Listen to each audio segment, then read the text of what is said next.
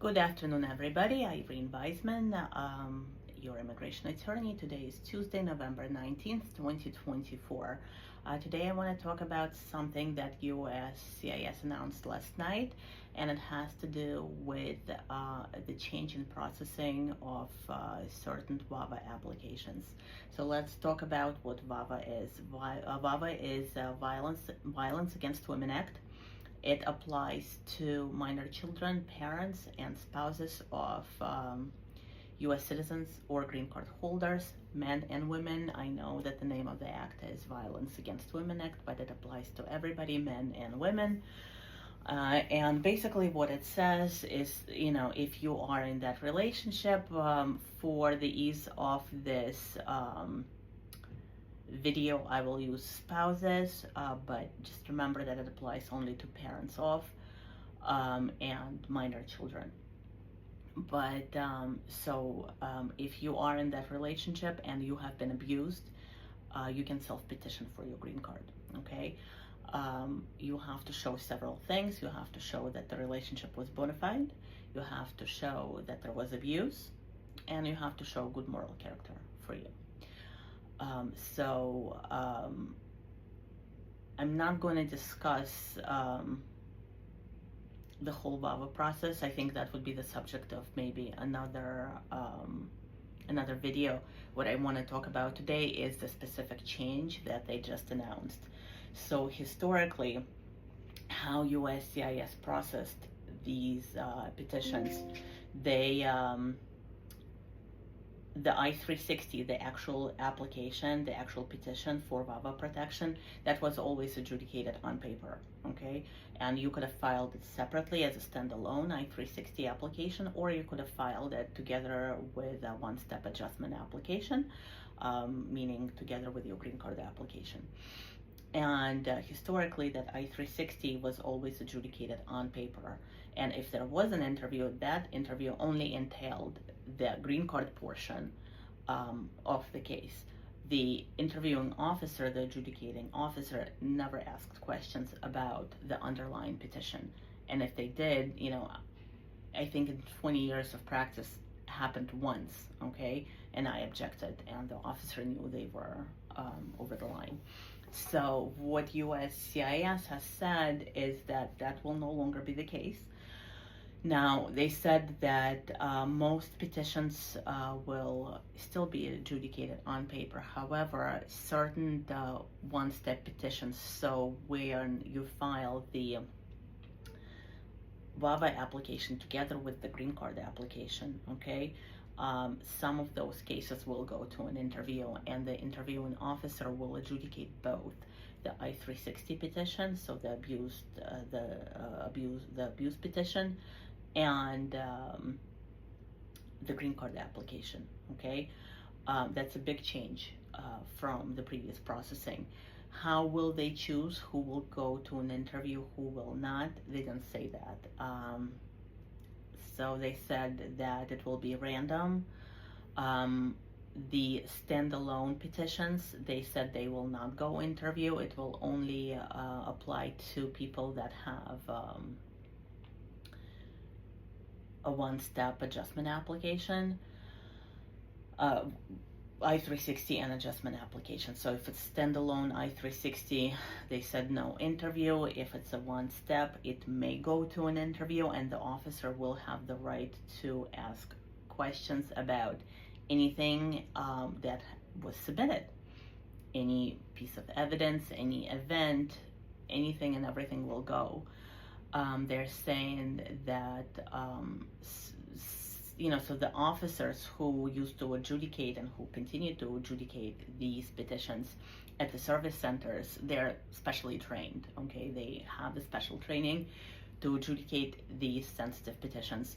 So they're saying that the officers, they will have some sort of a training, but not that like special training, but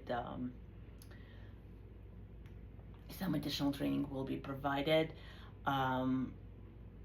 If you're called in for an interview and you miss that interview, you're at risk that the entire case is going to be denied, including the I-360 and the green card application.